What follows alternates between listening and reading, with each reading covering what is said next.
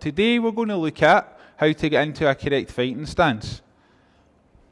This is the fighting stance that I prefer. I take my hands, I tuck my fingers in, I bring my thumbs across. My right hand is up beside my jaw and my left hand is in front of me. You'll notice that my feet are facing the same way and I'm up on the back foot here. Yep, this is the Baizhong stance from Bruce Lee's The Art of Jeet Kune Do, and that was the initial traditional martial art, shall we say, traditional. Jeet Kune Do isn't really traditional, but it was the initial martial art that I studied for 4 years, getting to a senior level student, and that took me then towards competing in MMA boxing and in Thai boxing. So how do I get into this stance here? Well, I'm standing, feet shoulder width apart, and I take a step forward. I tuck my chin down, and I have my hands up nice and high. Now remember again to make a fist, tuck fingers in, thumbs across, and we're here. The fighting stance. Stand natural, guard up, into your fighting stance. Again, stand natural, guard up. So that's the guard up position. Yep. Now the difference between this, I'm not boxing. I'm not in a boxing stance. I'm not in a kind of traditional karate stance. I'm not in a Thai boxing stance. Yep. I'm not in a Shukokai karate stance. I'm in the Baizhong stance. For me personally, that's the one that I enjoy and it's the one I teach. And the reason being is that no matter where you are in it, you are able to use all 8 limbs and anything else that you need to do, but also you're able to get underneath and to shoot should you need to shoot. So, bit of history behind it. Bruce Lee took all the different arts and he designed this from all the different arts and some fencing as well. So Baizhong stance, this is your guard up. It's your guard up. I'll show you from a side position. Boom, we're here. Yep, you find yourself in all these series are for fitness. This is kickboxing for fitness. This is skipping for fitness. Shouldn't be used for any other reason. However, if you have to, you find yourself in a situation where you're going to have to defend yourself. Taking a good fighting stance can be enough to deter somebody in itself because you look like you know what you're doing. Always step in and get ready. And today we're going to look at stepping forward, stepping back, stepping to the left and stepping to the right. We covered off in the last video how to make a good fist, and we also covered off fighting stance. I turn to the side here we go. Now, when I'm moving forward, I'm going to step and shuffle. Show you that again. Moving forward, step and shuffle. From the front on position, step and shuffle. Again, standing normal, guard up, step and shuffle. If I'm going to move back, step and a shuffle again. It's a big step and a small step. I'll show you from front on. Step and back. So that's forward and back. Now we can do left to right. I'll show you front on first. Step, half step. Big step, half step. That's what I call it. Big step, half step. Point to note, I don't do this, and I don't do this. Yep. I'm in my fighting stance. Step, shuffle. Step, shuffle. Back. Left. Left. Right. Forward. Back. And in a good fighting stance. And how I would drill that is I'd pick a floor and I would just practice all the way up till the end, all the way back till the end, all the way to the left and all the way to the right. Things to think about. After every single movement, you're going to check yourself. So you're here, your guard up position, you've got your elbows tucked in, the chin's down, you're in a good fighting stance. Step, pause, check. Are my feet in the right position? Is there an L shape between my feet? Are my feet too close together? Are my feet too far apart? Correct yourself. Are my hands down at my chest? Are my elbows flaring? Are my knees rigid? Are my knees soft? Is my head up? Have a quick scan. Forward. Quick scan. Bam, bam, bam, bam, bam. All the way through the joints. Ankle, knee, hip, elbows, hands, head. Back. Again. Left and right. Step. Check. Step. Check. For most people, footwork's the challenging part because it's boring to practice it. This is the common consensus or feedback that we get. But you know what, guys? Practice makes permanent. If you put 10 minutes in a day, 6 days a week, that's an hour a week, it's 4 hours at the end of the month. I guarantee with focused footwork practice, after 4 weeks, you'll have the basics down where you'll be able to move without any real focus and be able to shuffle around, understand where you're going, keep the position, know where you are, and always have that foot distance, always have the L shape, and be able to move naturally once you put it in. And today we're going to look at quarter turns. So you're in your fighting stance, you've got your good guard up position. What I'm going to do here is I'm going to pivot on the front foot, and I'm going to quarter turn. I'll do that again. Watch what happens. Quarter turn. Common fault number 1, not stepping far enough. I'm at a different angle. Common fault number 2, stepping too far. Okay, I'm over exaggerating this, guys, but still, yep, this is what happens. So we're here in our guard up position. Boom. Yep. Boom. Shuffle forward here. Camera. Boom. Every time I land, I've got that L shape between my feet, and I'm able to bounce off. I'm able to bounce forward, bounce back. I can bounce to the left, I can bounce to the right. I can quarter turn. We can also quarter turn the other way. Boom. We are right dominant. Yeah? Where we're here, shum. Again. Shum. Here. And here. And once we've mastered guard up, forward, back, left and right, what we can do is start to freestyle it a bit. And this is how you practice your footwork. You get in your guard up position, and forward, double back, to the left, to the right, quarter turn, kick back, which we're going to teach you next, kick forward, change angles, cutting about. We have to be able to manoeuvre ourselves in and out the pocket properly if this was to be applicable to combat. We're training for fitness. As you can see, even some basic movement, my heart rate's starting to come up a bit because you're focusing on where you should be going and making sure that you're correcting. Now, if you get rushed and you're in a kickboxing stance and your opponent comes towards you, you can kick back. I'll show you from side on. My front foot comes in and I swap.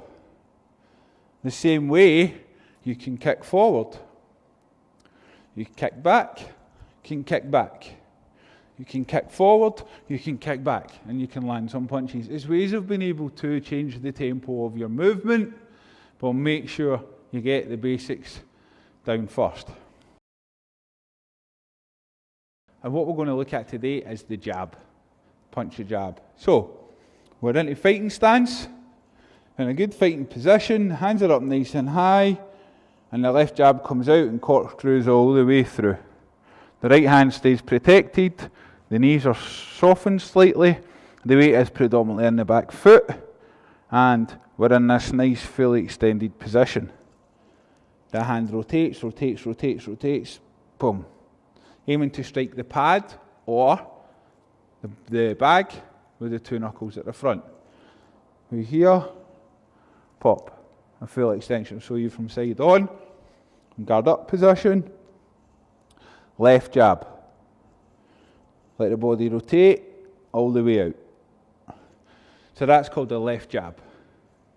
The next punch we're going to look at is called the straight right, or the right cross, where it's the exact same movement. Rotate the hips and the hand comes out. Again, we're tucked in and we're aiming straight forward. I'll show you from side on. We're in fighting position. Boom. Arms straight, shoulders are forward, and we're fully extending. As you notice, the back knee's bent and the heels up. Boom. Back in. Now we're going to look at the left hook. So from this position, rotate forward slightly, and the punch comes up and we're here. Now for traditional boxing, we would turn that way. Some people have the hand that way. I prefer forearm down, not forearm in, personally. And because I'm kickboxing, I'm not going to completely turn here because I'll be off balance. So I keep my hips slightly forward. I rotate in down here, I rotate forward to be able to generate the momentum to come through and land the strike, aiming for the punch to be out and towards the side of the face. Common fault we see number one with this when you're doing pad work is no rotation, just an arm throw. Common fault number two is the punch ends up here. So you do rotate through and you throw it, but you tuck it in. You tuck it in. Where actually the target's out here somewhere. Yeah. So we're in, we rotate, hands up nice and high, boom. For a good boxing punch, and for kickboxing again, pop. That's a left hook. Rotate down, drop this hip down towards the floor, pivot up and through, rotate and land the strike. The right hook. Dip in slightly, and throw. Dip in and throw. Again, forearm down I prefer. You can punch that way. I prefer it this way. Now the reason that I'm getting you to rotate and the reason I'm showing this is you generally can throw a single shot. You can throw a single left hook. You can throw a single right hook. But they would always generally come off another punch. So you throw the straight right. Look where you are for the left hook. Biomechanically, you're in this position. The only thing I've done is I've not put a hand out. I'm just teaching good movement patterns. The same with the right hand. If you're here with a left jab and you know you're throwing a straight right hook, you're here. The hand's out, you're in a good fighting position, you rotate the shoulders back, pop. The only thing that's different between this punch here and this punch here is my arms straight out or my arms tucked in. That's all. Okay, uppercut. Fighting position. We're going to dip down and we're going to throw the left uppercut. We're going to dip down. And as you notice, like all the techniques here that I'm showing, they're all coming from rotation from the hip and mobility in the hip, movement in the hip. Dip, still tucked in, still covered up, throw. Common fault number one with this, the Popeye punch. Look, I'm going to punch you. Boom. Big Popeye punch. Yeah, we don't want that. You're open. Let's practice good technique. Even though this is all for fitness, we're training this for fitness, for fat loss, for conditioning, for hotel workouts. We still want to do it properly. Dip, rotate, strike. Again with the right hand, dip, rotate, and strike. Dip, rotate, and strike. For left uppercut, dip, rotate, and strike. Excellent. Okay, we're now going to go on to body shot. We're here, rotate under, boom, punch comes round. Aiming to kind of for the body of the opponent or a low punch on the back. You're here, boom. Same with the other side, the punch comes out lower and it comes straight back up. I'll show you from side on. body shot, dip, body shot. And then what we can do is we can start to pair them. So all the single punches there are called single direct attacks. It's a single punch. You've got jab, you've got cross, you've got left high hook, right high hook, left uppercut, left body hook, right body hook. Now what we're going to do is an attack by combination. A, B, C. Attack by combination. I'm going to start off with 2 beats. Fighting is like rhythm, so the punches we call beats. Bam bam. 2 pads. Bam bam. There's a rhythm to the striking. You want to think about your target. You want to think about your timing.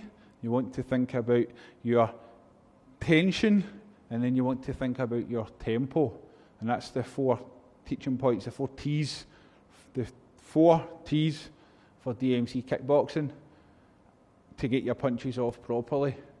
The target, where are you hitting it?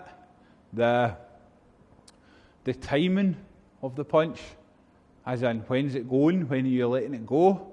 The tension within the body, how much power are you using? And then the tempo of the combinations. Is it ba bam bam bam?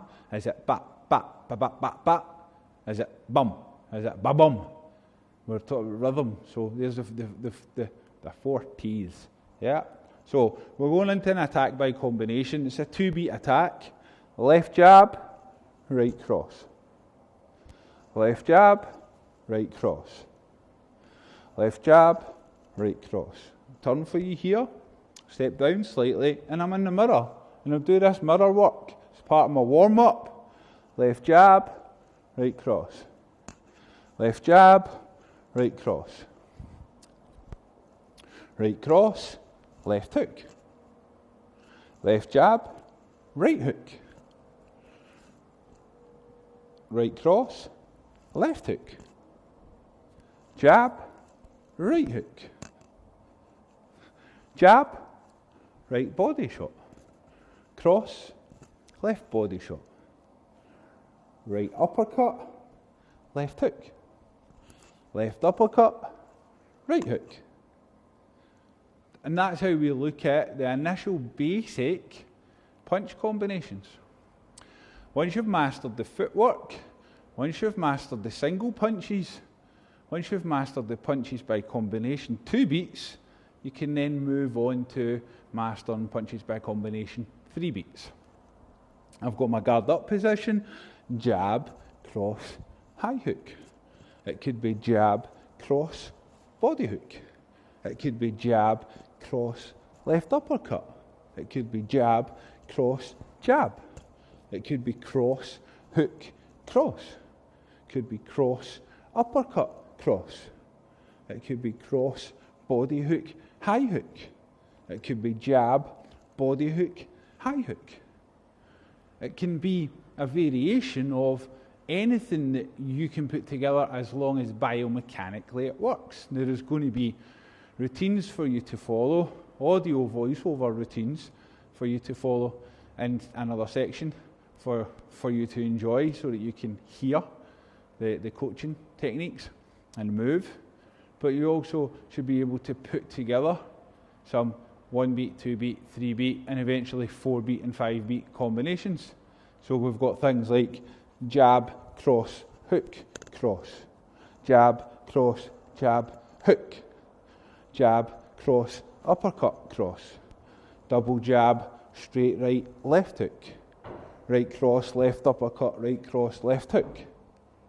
The variations are endless, really, in the combinations once you have the basics and you understand how to thread them together. We're looking at the stepping stone technique after a kickback. This was taught to me by Colin Belshaw, one of the top boxing coaches, also promoter. He's the co-owner of Saltire. He's the owner of Saltire Boxing Club. He's also one of the co-owners of St Andrews Boxing Club in Glasgow. And Colin taught me for 2 years. I also boxed at light heavyweight for his team as well. So this was one of the lessons that he taught me. It's a good way of being able to circle away from your opponent. So you're in your fighting position here, kick back, and then you imagine you've got stepping stones. so you can get round your opponent. Show you from here, kick back, step round.